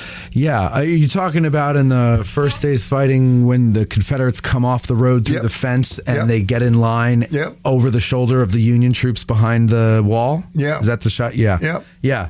I always loved that shot, too, because it does show that. And that was the day we really didn't have a lot of Confederates, so we had to do a lot of masking with that. But we were able to show, for example, the marching from column into line of battle. Yes. And we showed how that worked. Yeah. My military history teacher in high school, who took us here on our field trip, which is how I caught the bug for Gettysburg, was in that scene. Really? Yes, because when we watched it in class leading up to our field trip, he would pause it when we see his face for the split second. That's why he had to pause it, because he turns over his shoulder as the camera's on the track, paralleling. Was he a Yankee? He was a Yankee. He was a Yankee? Yeah. And he looks over his shoulder. I guess he's like calling for more ammo or something. I don't know what the hell he's doing, but he paused it. He goes, "There I am." And we could see, it was him. But he would start every class with that and then fast forward to where we left off, because this was VHS days, Yeah. So he'd fast forward to where we left off the previous day. And, he loved that. He said it was a great experience coming here and doing that. Yeah, and that sequence, Gamble and Devon, the two brigade commanders under Buford, were if you're looking at the Confederates, Gamble's troops were on the right and Devon's troops were on the left. Mm-hmm. And Devon's the one that gets knocked off his horse and says, just to dust up or whatever. But we filmed both of those units were the same people. We just mixed them up a little bit and filmed from a different angle. We didn't actually move. When you say both of those units, you're talking both Union units? No, both Union units. Yeah. Yeah, so Gamble was supposedly on the right and Devon was on the left, and all we did was just kind of move the camera, and all of a sudden it was Gamble when it should. Right. Yeah. Gotcha. Yeah, movie tricks. Yeah. One of the sad things about it, and this is something that you don't notice unless you're really paying attention, there's a sequence where the fighting gets hot and the Confederates are pushing Buford's troops, the dismounted troopers, and they're behind the wall, and they cut to guys with knapsacks on that wouldn't have been there because Reynolds hadn't shown up yet. So the editor missed. Yes. It was an editor miss. No, yeah, you're right. There's infantry where it should be cavalry. Yeah. Yes. And that's the shot my teacher was in. There you go. He was in the wrong shot. But at least he got in. He got in. All right. Well, so Dale, thank you very much for taking the time to come on here. We're done? Well, do you want to keep going? We can keep going. I'm good. I love hearing stories. Whatever you want to do, I'm happy. No, I think I've taken too much of your time. I came down here to do this. I know, yeah. and that's so. We had a misunderstanding, I guess. You thought it was May 30th that we were going to record, but it was June 30th that we had scheduled. But luckily, I had time this morning, so it worked out. It's no big deal. So we're here. Worked out great. Is there anything else you want to share? Oh no, I'm good. Oh, okay. I mean, I thought of so many different things that. Go ahead. I want to hear them. That you were talking about. I'm trying to. Now I have to recall all those things that I thought of. Just the kind of the funny things that would happen on set. And now, of course, that I'm on the spot, nothing was funny. We were serious the entire time. Well, that's not. See, I know that's not true because I've heard some stories, mostly from. Oh, there's one little nuance that I just love, and I'm so glad it's in the movie. Okay. And it's something that anybody who's ever read anything about Civil War combat, the veterans commented on this a lot. And that was the fire was so heavy, it was like a severe rainstorm. And often the men would put their hands out in front as if they were going to stop the rain from hitting them. Like they're walking into a storm. Yeah. Yeah. And I made sure we got that in the movie. Yeah. So you'll see that after Pickett's charge has commenced, after we see the huge lines, and then we go down to the details coming up to Emmitsburg Road, and one of the guys puts his hand out right in front of his face like that. Yeah. That was great. The cool thing about that was it was my son. Oh, really? Yeah. Oh, nice. Yeah, he was one of the he was one of the 100 guys that we had hired for the movie. Okay. So he was 15. Oh, so he was a kid? Old. Yeah, he was a kid. He made $2,000 that summer. He was happy. Jeez, lucky dog. I think I made $20 that summer when I was back in those days. So your son was it that just that one scene that he was in? Oh, he's in a lot. When they go through the where Ron loves to go run the camera across the front line and the faces thing. Yeah. So the Confederate faces, he's one of the Confederate faces. When James Lancaster shows up, when Arthur Fremantle shows up just before the charge, and he's on horseback, my son is in the lower right-hand corner, one of the Confederate soldiers. So he got his face in there. He can show his kids, stuff like that. That's cool. He worked on almost all the films I worked on. He's in Glory. Oh, is he? Yeah, the sequence where they're on the at the waterfront, just in front of Fort Wagner, and General Strong is talking about the armament. And then there's a whole a group of staff officers and Shaw. I'm standing right behind Shaw. And my son, he was 10 at the time, and he's with the chief engineer holding the map for the chief engineer. Okay. All right. Yep. See, now I got to go back and watch all these movies. Excuse me. So you're Sickles in Gettysburg. Your son is in Glory holding the map for the chief engineer. Yeah. And what was the other one that you were in? I was Colonel Hallowell in Glory. I was the lieutenant colonel of the regiment. You were? Yeah, I'm the guy who calls the men to attention. Oh, all right. So now I got to watch the Glory again, which is fine with me. I mean, I'm in practically every scene in Glory, which talks about the artwork of film. Yeah. I mean, I'm probably in 86% of the movie. All right. Somewhere. And yet nobody ever sees me. and I say, well, that's the point. The movie isn't about me. Right. Right. We want you to look at this guy, so we're going to make sure you look at this guy. Yes. Not the tall that guy over there, doofus. Yeah. But I played Lieutenant Colonel Hallowell, who was wounded he wasn't killed at the Fort Wagner fight. but he was wounded in the groin. And there's a scene where I'm lying on the top of the ramparts holding my crotch. Really? Yeah. Geez, I never noticed the guy holding his crotch. Yeah, well, you'll see him. Okay, I'm going to go back and look now. I always wanted to be famous for that. Well, yeah, holding your crotch on film. And now, speaking of, here's another nice little anecdote about my great cameo appearances. I never appeared in Last of the Mohicans because I didn't want to shave my beard. Okay, yeah, okay. But I wouldn't either. What was I talking about? Andersonville. Yeah. So the Andersonville trial, where they're trying raiders, I was the judge. Really? Yeah. And the only reason I got to be the judge was that day I decided to show up in a uniform. I'd worn civilian clothes the entire time, and I showed up in the uniform, and Frankenheimer decided that he was going to pull a prank on me. Uh-huh. And so he comes over and he says, "Dale, we want to get your close-up." I said, "Okay." And they come over and they're making me up and they're dusting me and doing all this stuff because of the close-up. And they take my hat and they give my hat back and then rolling and da-da-da-da. And then everybody's laughing their ass off. I'm going, what's going on? And they'd taken it and glued a rubber duck to the top of my hat. So somewhere there's a movie with the judge going like, "Take a seat," and with a rubber duck on the top of his hat. Oh, that's good stuff. I have one, and again, I never took pictures of this stuff. You should have. So I have one picture a reenactor got of me walking off, and you can see the little rubber duck.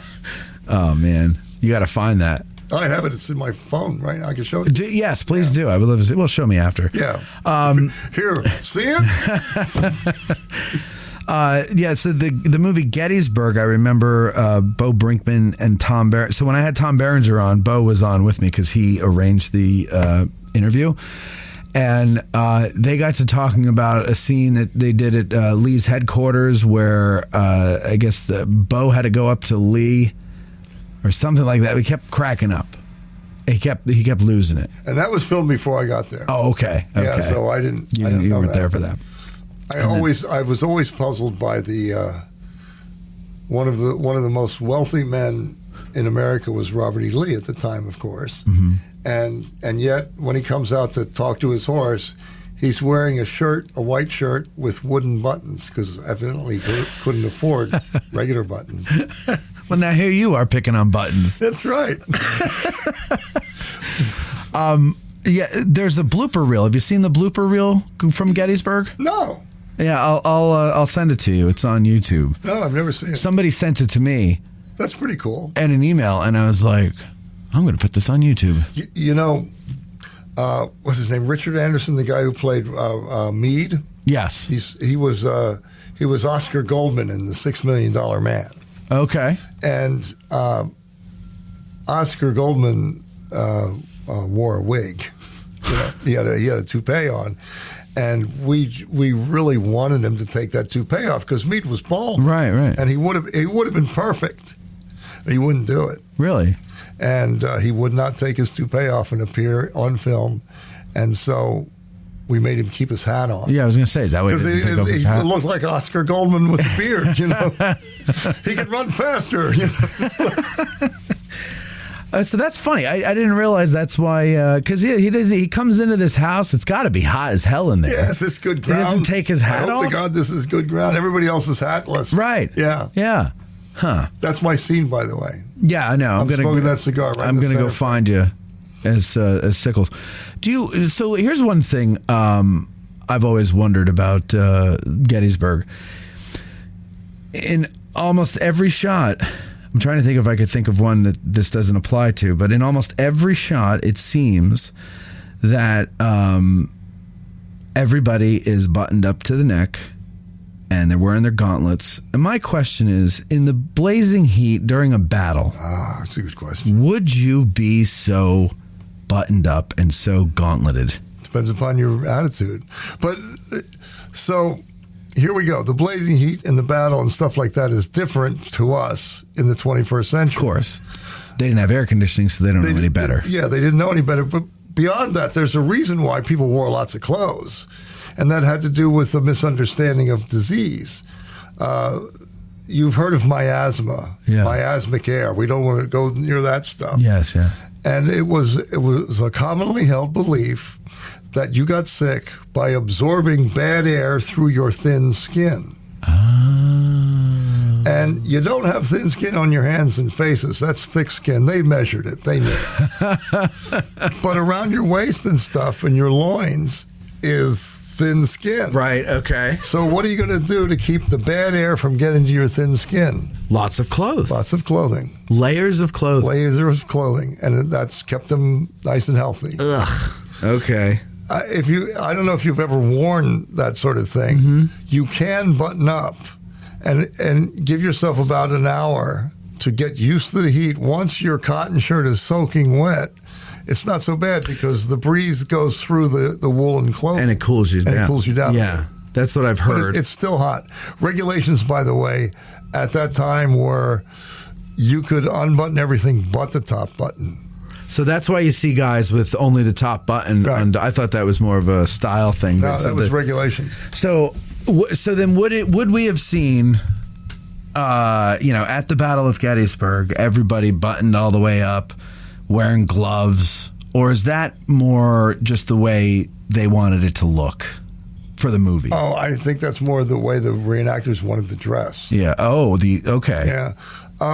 But I'm talking about the major players here. In real life, a gentleman and officers were gentlemen. And officers, by the way, in both armies, officers had their clothing tailor-made. It was not issued. Right. So this stuff was made to fit. That's why I always object to loose-fitting clothing on officers because they weren't. And I've handled real uniforms, and you can see the craftsmanship that goes into that stuff. Yeah. But those guys, they would have buttoned up. I mean, they were an example to the men. Okay, so because they're generals and colonels and stuff, everybody's looking up to them, and they've got to practice what they preach. Otherwise, they lose their. There's a wonderful story at the battle at Fort Wagner. It was being bombarded every day, and the commander of the Confederate fort was Tolliver. Or as some people say, Taliaferro, right? But it's Tolliver, pronounced Tolliver. The guys were ducking and running all over the place, and he said, "You guys are, And he made a point. He took his little camp chair out, and he got it out in front of the fort. Took some newspapers with him and stuck his camp chair down and sat down and read the newspaper from start to finish. And bombs are going off everywhere. They said that so much sand was thrown up, he was covered to his waist with sand, and he never flinched, never moved a muscle. Yeah. Buttoned up in the middle of the heat, bombs going off. Reads the thing, puts it up, wipes himself off, gets up, folds up the camp chair, goes back in and says, "See?" Holy shit. What a card. Yeah. But, I mean, I guess the point is it's either going to get you or it's not, and ducking isn't going to do anything. Yeah, it doesn't. Yeah. Oh, my God. Man, that's style. Yeah, it is. Well, and unfortunately, a lot of last words came from that kind of style as well. Yes. You couldn't hit an elephant at this range, Pat. Yeah, that's like my favorite one. Yeah, well, that comes from the misunderstanding of reading of the Army manuals. Go ahead. So he had mixed up aardvark for elephant. And you could hit an aardvark. He was just confused. That's funny. What's your favorite scene in the movie Gettysburg? Oh, man. Whether you had something to do with it or not.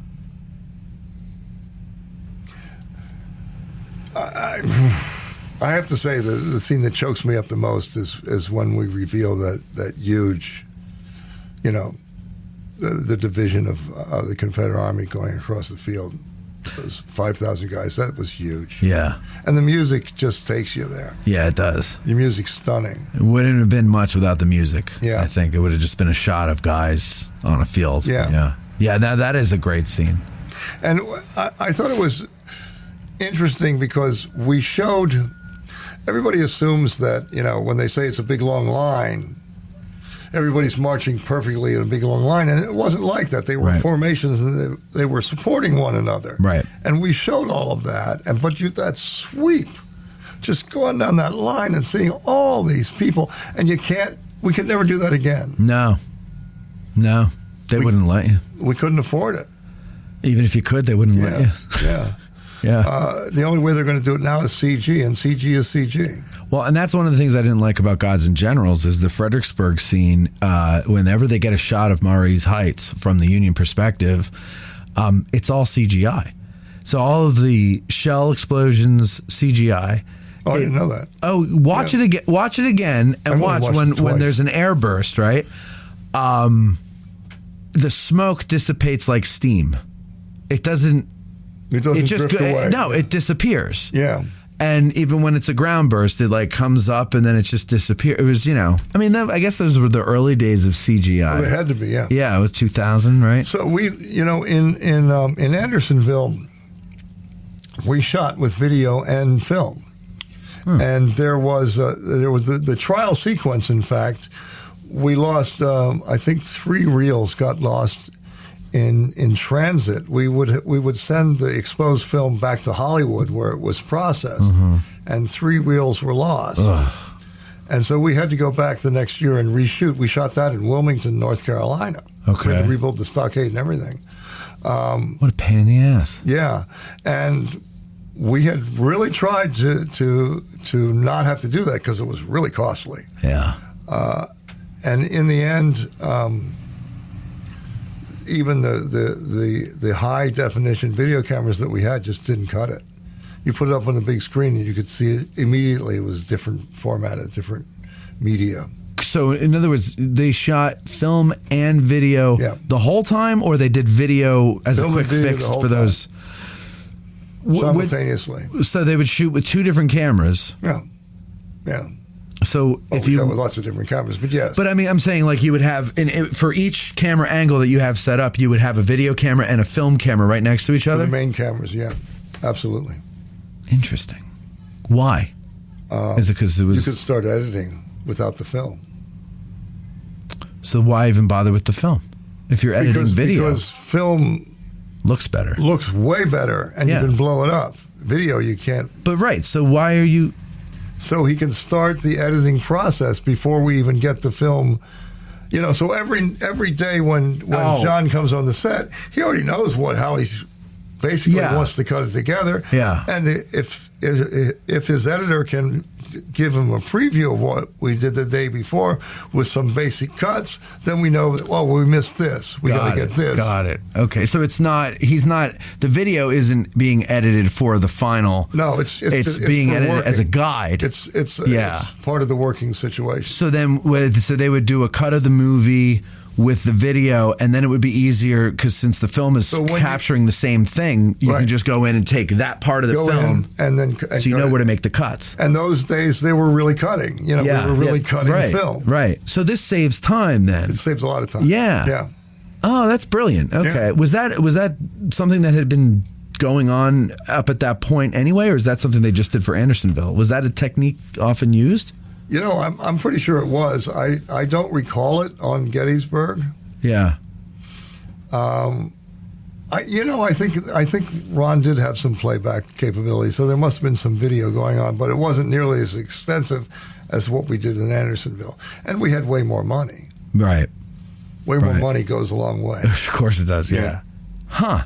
That's pretty neat. I've never heard of that. I know Jerry Lewis invented basically Video Village, right? So where you can see the playback there. But I never understood, is it 2 separate cameras? I don't know if there was a video camera then. Was there back in those days? Probably, sure. There must have been, right? Yeah.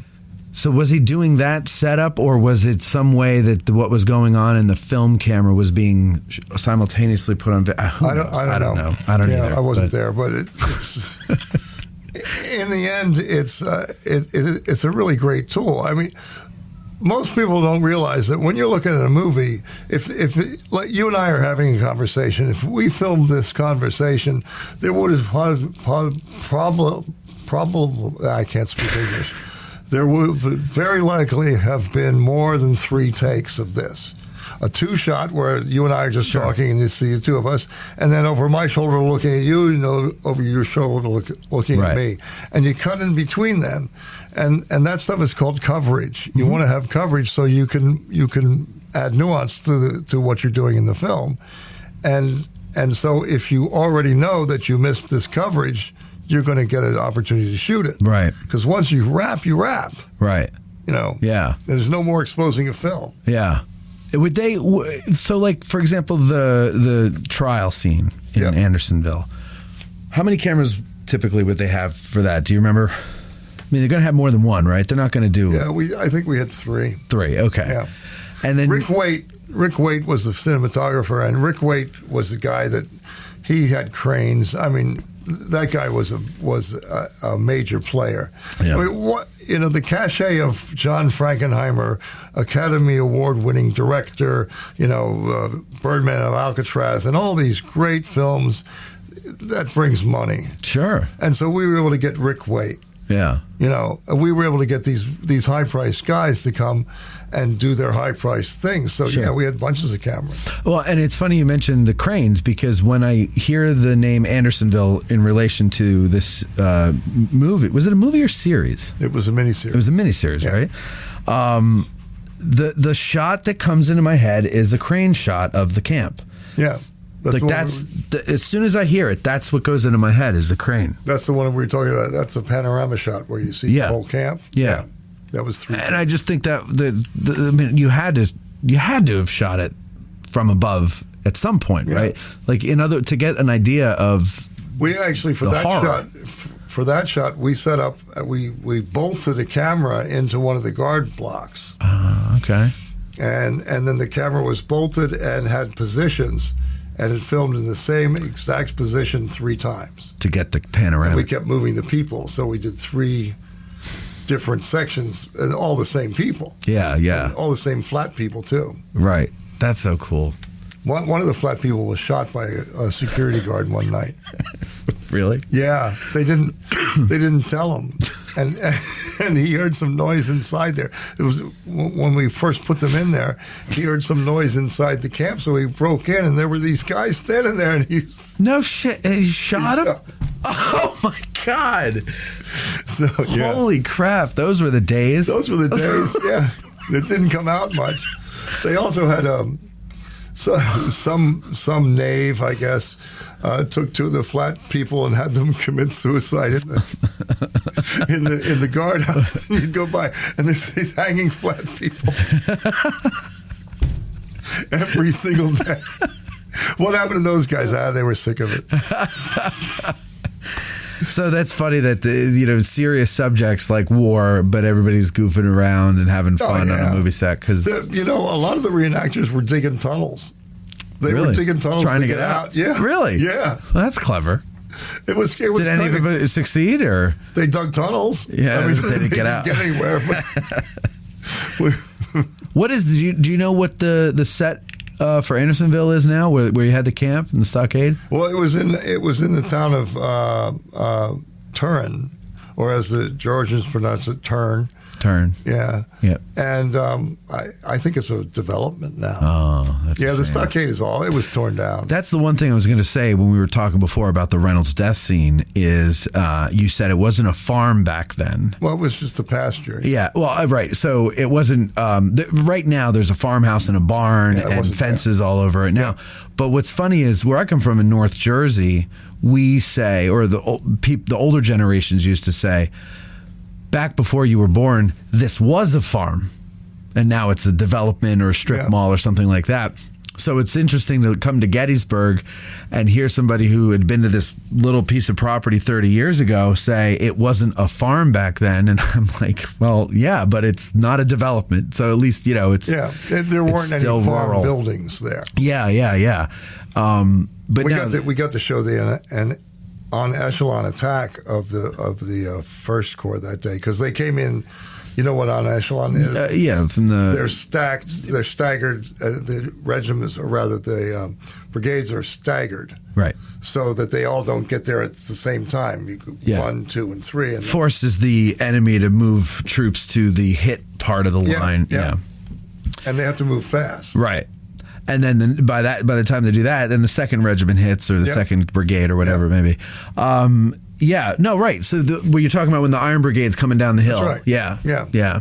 No, I know that whole, and that's where that was shot, which was so cool, was that, to go and stand in these spots. And I would never, if I just was walking around and stumbled on that, I never would have said, oh, this is in the movie. Never would have recognized the barn where Lee talks to Traveler. None of that. That whole area out there, I wouldn't have recognized. I barely recognized it. I mean, Gary did a great job. He did. And his team did a great job finding those locations. Yeah. I wonder, I have to ask him how they did that, because that's a lot. I mean, I don't know, who do you even talk to? Who would remember that? I know that they were using satellite images and stuff like that, where they could, because we knew the addresses. It's all written down on the call sheets. So it wasn't. Yeah, so they get a hold of the call sheet and then work your way from there. Yeah, it's like being a detective, I guess. Yeah. The only thing is, I knew that when we went out to where they shot the first day's fighting, that last stop before we headed back, and it's just that big wide open field. I remember standing there. I forget who I was standing with, but my friend, was talking to, and I go, okay, if I had been out here, I would recognize the mountains, because the mountains are what give it away to me in the shot, and I could line up the mountains with the first day's fighting, and I was like, okay, that I would recognize, but I never would have known to go look there for that. No, and how could you? No, I couldn't. I mean, I learned where the barn that Hood's hospital scene was shot in. I learned that years ago, but no one else knew where the other spots were. Everybody just said, oh, well, the rest of the movie was shot out in that area. Pumping Station Road. Yeah. But specifically, I didn't know until I started doing this video with Gary, and it's pretty cool. The other thing that was the farm where the 20th Maine comes marching through. Oh, yeah, that little town. Yeah. It was so cool. It's just this guy's backyard, basically, with these little old-timey looking cabins on it. Yeah, it was. And he built them. Those aren't even old.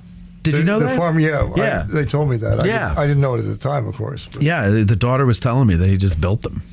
Yeah. That's pretty neat. And the only female voice in the whole movie is Ron Maxwell's daughter. That's right. I thought the war was in Virginia.